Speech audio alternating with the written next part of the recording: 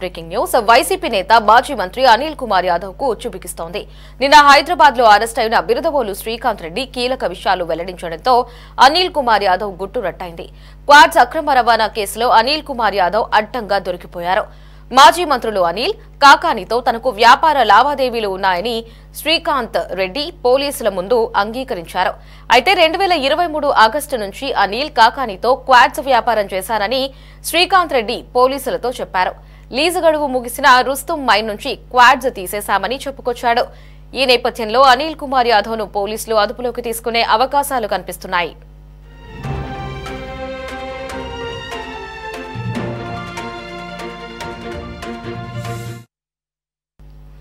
దీనిపై మరిన్ని అప్డేట్స్ మా రిపోర్టర్ బాలరాజు ఫోన్ ఇన్ లో అందిస్తారు. బాలరాజు, చెప్పండి, అనిల్ కుమార్ యాదవ్ పై క్వాడ్స్ అక్రమ తవ్వకాలకు సంబంధించి శ్రీకాంత్ రెడ్డి కీలక విషయాలు వెల్లడించినట్లుగా తెలుస్తోంది. దీనికి ఆధారంగానే పోలీసులు అనిల్ కుమార్ యాదవ్ ని అదుపులోకి తీసుకునే అవకాశాలు కూడా కనిపిస్తున్నాయి. పూర్తి అప్డేట్స్ ఏంటి?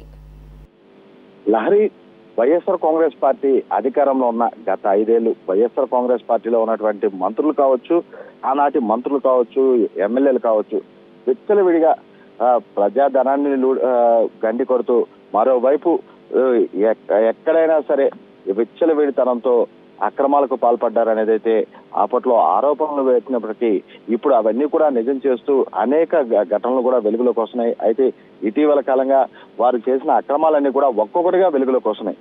అయితే గతంలోనే వైఎస్ఆర్ కాంగ్రెస్ పార్టీ అధికారంలో ఉన్న సమయంలోనే మొట్టమొదటిసారిగా ఈ క్వార్జు వ్యవహారంలో అక్రమ తవ్వకాలకు పాల్పడినట్లుగా అనిల్ కుమార్ యాదవ్ పేరైతే అప్పట్లో బాగా వినిపించింది. అయితే అప్పట్లో అనిల్ కుమార్ యాదవ్ మినిస్టర్ పదవి పోయిన తర్వాత అనిల్ కుమార్ యాదవ్ పేరు కంటే కాకాని పేరు వినిపించుకుంటూ వచ్చింది.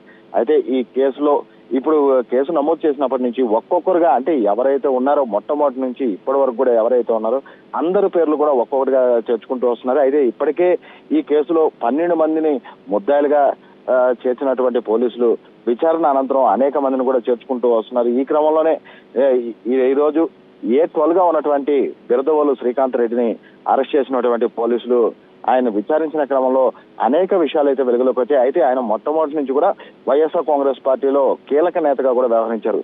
ఇటు అనిల్ కుమార్ యాదవ్ గారు కావచ్చు, అటు కాకాని గోవర్ధన్ రెడ్డి గారు కావచ్చు, ఆయన కీలక పాత్ర పోషిస్తూ వారి అక్రమ వ్యాపార వ్యవహారాలని కూడా అప్పట్లో ఆయనే చూసుకున్నారంటూ కూడా అప్పట్లోనే అనేక ఆరోపణలు ఉన్నాయి. అయితే ఇప్పుడు ప్రస్తుతం ఆయన పోలీసు విచారణలో పూర్తి స్థాయిలో కూడా అవన్నీ కూడా బయట పెట్టినట్టుగా తెలుస్తుంది. 2023 నుంచి కూడా అక్రమ క్వార్జు విషయాలన్నింటిలో కూడా అనిల్ కుమార్ యాదవ్ కాకాని గోవర్ధన్ రెడ్డితో కలిసి తమ లావాదేవీలన్నింటినీ కూడా జరిపానని శ్రీకాంత్ రెడ్డి అయితే వెల్లడించినట్టుగా తెలుస్తుంది. అయితే ఈ క్రమంలో ఇప్పటికే అనుమాన స్థితిలో పోలీసులు అనిల్ కుమార్ యాదవ్ పేరు ఉన్నప్పటికీ అయితే బిరదవోలు శ్రీకాంత్ రెడ్డి పగడ్బందీగా పేరు వెల్లడించడంతో అనిల్ కుమార్ యాదవ్ అరెస్టుకు కూడా రంగం సిద్ధమైనట్లుగా తెలుస్తుంది.